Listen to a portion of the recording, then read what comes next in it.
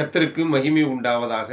கர்த்தரும் இரட்சகருமாய் இருக்கிற நம் ஆண்டவராகிய இயேசு கிறிஸ்துவின் ஈடு இணையற்ற நாமத்தினாலே உங்கள் அனைவரையும் நான் வாழ்த்தி வரவேற்கிறேன். இன்றைய நாளிலும் கர்த்தருடைய வார்த்தையை உங்களோடு பகிர்ந்து கொள்ளும்படியாக நான் வந்திருக்கிறேன். இன்றைக்கு ஒரு கேள்வியோடு இந்த வீடியோவை துவங்க நான் ஆசைப்படுகிறேன்.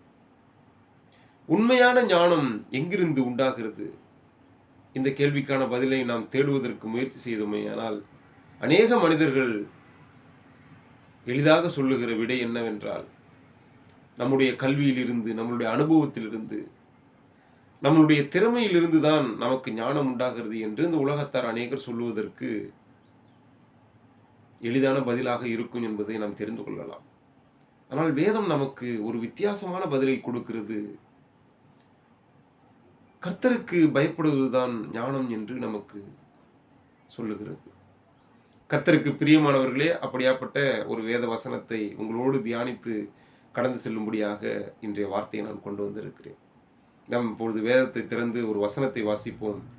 நீதிமொழிகள் புஸ்தகம் 9வது அதிகாரம் 10வது வசனத்திலே சொல்லப்பட்டிருக்கிறது, கர்த்தருக்கு பயப்படுதலே ஞானத்தின் ஆரம்பம், பரிசுத்தரின் அறிவே அறிவு என்று. கர்த்தருக்கு பயப்படுதலே ஞானத்தின் ஆரம்பம், பரிசுத்தரின் அறிவே அறிவு என்று வேதத்திலே நமக்கு சொல்லுகிறது.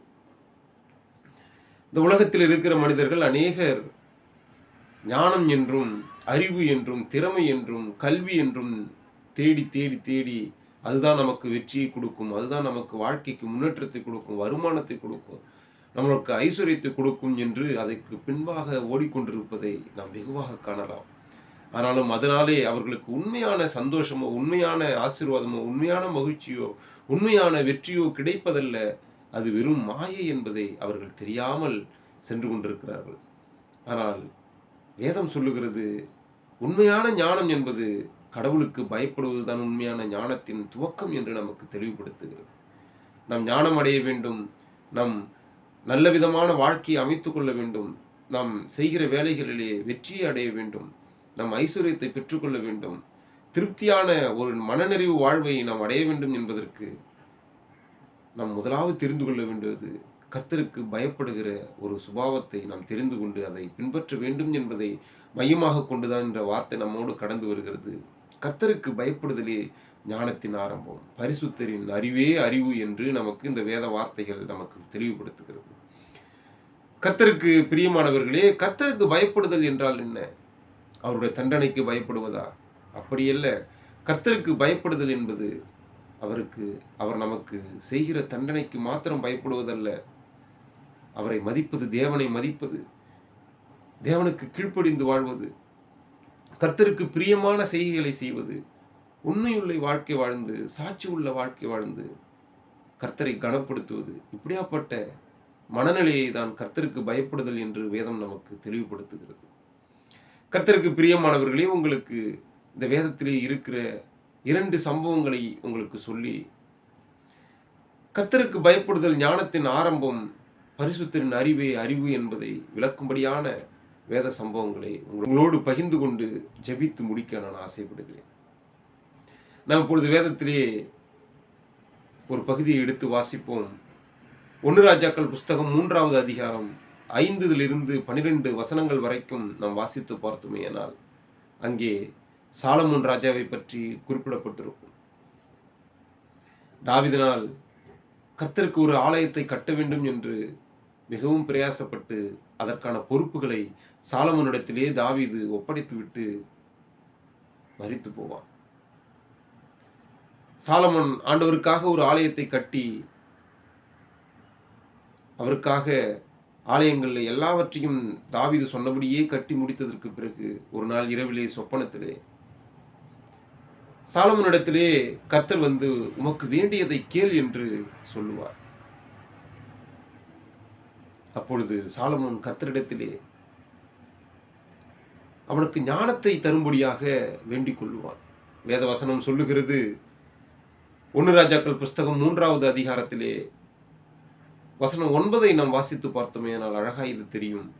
ஆகையால் உமது ஜனங்களை நியாயம் விசாரிக்கவும், நன்மை தீமை இன்னதென்று வகையறுக்கவும் அடியனுக்கு ஞானமுள்ள இருதயத்தை தந்தருளும், ஏராளமாய் இருக்கிற இந்த உமது ஜனங்களை நியாயம் விசாரிக்க யாராலே ஆகும் என்று தன்னாலே ஒண்ணுமே ஆகாது என்பதை உணர்த்துகிற விதமாய் இந்த வார்த்தையை கர்த்தரோடு சாலமோன் பேசுவான்.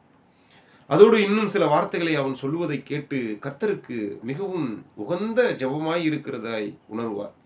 வசனம் இதற்கு முன்பான வசனம் சொல்லும், இப்பொழுது என் தேவனாகிய கர்த்தாவே, தேவரீர் உமது அடியேனை என் தகப்பனாகிய தாவீதின் ஸ்தானத்திலே ராஜாவாக்கினீரே. நானோவென்றால் போக்குவரவு அறியாத சிறு பிள்ளையாய் இருக்கிறேன் என்று தன்னை தாழ்த்தி கர்த்தர் சமூகத்திலே ஞானத்தை கொடுக்கும்படியாக வேண்டிக் கொள்ளுவான். இந்த ஜெபங்கள் மிகவும் உகந்ததாய் இருந்ததனால ஆண்டவர் அவனா கேட்ட ஞானத்தை வழங்குவார். நியாயம் விசாரிப்பதற்கும் நன்மை தீவை வேறிருப்பதற்கான ஞானத்தை கொடுத்து, அப்படியாப்பட்ட ஒரு இருதயத்தை கொடுத்து, அது மாத்திரமல்லாமல் கேளாத ஐசுவரியத்தையும் கொடுத்து, உனக்கு முன்பாகவும் உனக்கு பின்பாகவும் உமக்கு நிகரான மனிதர் யாரும் இருப்பதில்லை என்று ஆண்டவர் அவனை அப்படி ஆசீர்வதிப்பார். இப்படி சாலமோன் ஆசீர்வதிக்கப்பட்டதற்கு என்ன காரணம் அப்படி என்றால், அவன் தன்னுடைய பிராணனை காப்பாற்றிக் கொள்வதற்கு தன்னுடைய ஆயுசை கேட்கவில்லை. தனக்கு ஐஸ்வர்யம் வேணும் என்று ஐஸ்வர்யத்தை கேட்கவில்லை. தன்னுடைய விரோதிகளுடைய பிராணனை கேட்கவில்லை. அவன் அதற்கு மாறாக, உம்முடைய ஜனங்களை நியாயம் விசாரிப்பதற்கு இருதயத்தை எனக்கு தாரும், ஞானத்தை தாரும் என்று கர்த்தர் சமூகத்தில் கேட்டதனால ஆண்டவர் மனம் இறங்கி அவனுக்கு ஞானத்தையும் ஐஸ்வர்யத்தையும் தந்தருளினார். கர்த்தருக்கு பிரியமானவர்கள், இன்றைய நாளிலும் நாம் ஞானம் உள்ளவர்களாய் உலகத்தில் வெற்றி பெற்றவர்களாய் இருக்கணும் என்றால் நம் கர்த்தர் சமூகத்தில் ஞானத்திற்காக காத்திருந்த ஒரு சமூகத்தில் ஞானத்தை பெற்றுக்கொள்ளும்படியாக ஜெபிக்க வேண்டும். ஏனென்றால் வேதம் சொல்லுகிறது, கர்த்தருக்கு பயப்படுதலே ஞானத்தின் ஆரம்பம் என்று. நம் கர்த்தர் சமூகத்தில் ஞானத்தை பெற்றுக்கொள்ள வேண்டும் என்றால் எல்லாவற்றுக்கும் ஒரு சமூகத்திலே பயபக்தியோடு அவர் சமூகத்தில் கேட்டோமே ஆனால் கர்த்தர் நாம் கேட்கிற ஞானத்தை கொடுத்து நம்மை ஞானமுள்ளவர்களாய் நடத்த வல்லவராய் இருக்கிறார். இன்னொரு சம்பவத்தை கூட உங்களுக்கு சொல்ல ஆசைப்படுகிறேன். ஆதியாகமம் 37வது அதிகாரத்திலே யோசேப்பு குறித்து சொல்லப்பட்டிருக்கும்.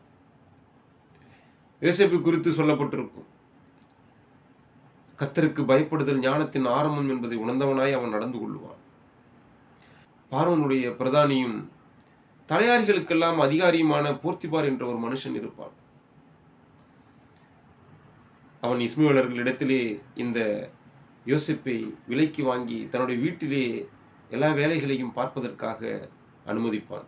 கர்த்தர் இவனோடு இருக்கிறார் என்பதை போர்த்திபார் கண்டு அவனிடத்திலே எல்லா அதிகாரத்தையும் கொடுத்து வைத்திருப்பான். ஒரு நாளிலே போர்த்திபாருடைய மனைவி யோசேப்பினிடத்திலே தவறாக நடந்து கொள்ள முயற்சிக்கும் பொழுது அந்த இடத்திலே அவன் அதை விட்டு விலகி, கர்த்தருக்கு விரோதமாக இப்படி பொல்லாதான காரியங்களை நான் எப்படி செய்வது என்று அந்த இடத்திலே ஆண்டவருக்கு பயந்து விலகி வந்ததனால கர்த்தர் அவனுக்கு போதிய ஞானத்தையும் அறிவையும் எல்லாவற்றையும் கொடுத்து அந்த எகிப்து தேசத்துக்கு ராஜாவுக்கு அடுத்த இடத்தில் உயர்த்தி வைத்தார். அதற்கு காரணம் யோசேப்பு கர்த்தருக்கு பயந்து தீமையை விட்டு விலகியது. வசனம் சொல்லுகிறது, ஆதியாகமம் 39வது அதிகாரத்தில் 9வது வசனத்தை நாம் வாசித்தோமேயானால் இதை நாம் தெரிந்து கொள்ளலாம். இந்த வீட்டிலே என்னிலும் பெரியவன் இல்லை, நீ அவருடைய மனைவியாய் இருக்கிறபடியால் உன்னை தவிர வேறொன்றையும் அவர் எனக்கு விலக்கி வைக்கவில்லை. இப்படி இருக்க நான் இத்தனை பெரிய பொல்லாங்குக்கு உடன்பட்டு தேவனுக்கு விரோதமாய் பாவம் செய்வது எப்படி என்று அவள் சமூகத்திலே கேட்டு அந்த இடத்தை விட்டு விலகி ஓடி போவான். ஆண்டவருக்கு அவன் பயந்ததனால கர்த்தர் அவனுக்கு ஞானத்தை கொடுத்து, பார்வோனுடைய சொப்பனங்களுக்கு விளக்கம் சொல்லுகிற ஞானத்தை கொடுத்து அவனை ஆசீர்வதித்து அதிகாரியாய் உயர்த்தினார். கர்த்தருக்கு பிரியமானவர்களை, நாமும் கர்த்தர் சமூகத்தில் கர்த்தருக்கு பயந்து நாம் செய்கிற எல்லாவற்றையும் உண்மையுள்ளவர்களாய், நேர்மையுள்ளவர்களாய், கீழ்ப்படுகிறவர்களாய், அன்பு செலுத்துகிறவர்களாய் நாம் நடந்து கொண்டோமே ஆனால் கர்த்தர் நமக்கு ஞானத்தை கொடுக்க வல்லவராய் இருக்கிறார். நாம் வெற்றியுள்ள வாழ்க்கை வாழ, இந்த உலகத்தில் நம் ஜெயம் எடுக்க ஞானத்தை பெற்றுக்கொள்ள கிருபையோடு கர்த்தர் நம்மளை ஆசீர்வதிக்க வல்லவராய் இருக்கிறார். வேதத்திலேயே சில வசனங்கள் இருக்கிறது. நீதிமொழிகள் 1:7 நாம் வாசித்து பார்த்தோமே ஆனால் கர்த்தருக்கு பயப்படுதலே ஞானத்தின் ஆரம்பம், மூடர் ஞானத்தையும் போதகத்தையும் அசட்டை பண்ணுகிறார்கள் என்று சொல்லப்பட்டிருக்கிறது. சங்கீதம் 111:10 நாம் வாசித்தோமே ஆனால் கர்த்தருக்கு பயப்படுதலே ஞானத்தின் ஆரம்பம், அவருடைய கற்பனைகளின்படி செய்கிற யாவருக்கும் நற்புத்தி உண்டு, அவர் புகழ்ச்சி என்றென்றைக்கும் நிற்கும் என்று சொல்லப்பட்டிருக்கிறது. உபாகமம் 10:12 சொல்லுகிறது, நீ உன் தேவனாகிய கர்த்தருக்கு பயந்து அவருடைய வழிகளெல்லாம் நடந்து அவரிடத்தில் அன்பு கூர்ந்து உன் முழு இருதயத்தோடும் முழு ஆத்துமாவோடும் தேவனாகிய கர்த்தரை சேவி என்று சொல்லுகிறது. கர்த்தருக்கு பிரியமானவர்களே, நாம் கர்த்தர் சமூகத்தில் அவருடைய ஞானத்திற்காக காத்திருப்போம், ஞானத்திற்காக ஜெபிப்போம், கர்த்தருக்கு பயந்து நடப்போம். ஏனென்றால் வேதங்கள் சொல்லுகிறது, கர்த்தருக்கு பயப்படுதல் தான் ஞானத்தின் ஆரம்பம். நமக்கு ஞானம் உண்டாக வேண்டுமா? நாம் கர்த்தருக்கு பயந்து வாழ்வோம், நீதியுள்ள வாழ்க்கை வாழ்வோம், உண்மையுள்ள வாழ்க்கை வாழ்வோம், கீழ்ப்படிந்து வாழ்வோம். கர்த்தர் சமூகத்தில் ஞானத்தை பெற்றுக்கொள்ளும்படியாக நாம் காத்திருப்போம். கர்த்தர் நம்மளை ஞானத்தினால் நிரப்ப உள்ளவராய் இருக்கிறார். இந்த வார்த்தையோடு இந்த நாளை துவங்குவோம். கர்த்தருடைய கிருபையை பெற்றுக்கொள்வோம். இந்த நாள் ஒரு ஆசீர்வதிக்கப்பட்ட நாளாய் இருக்க இயேசுவின் நாமத்தினால உங்களை நான் வாழ்த்துகிறேன். ஆமென், ஆமென்.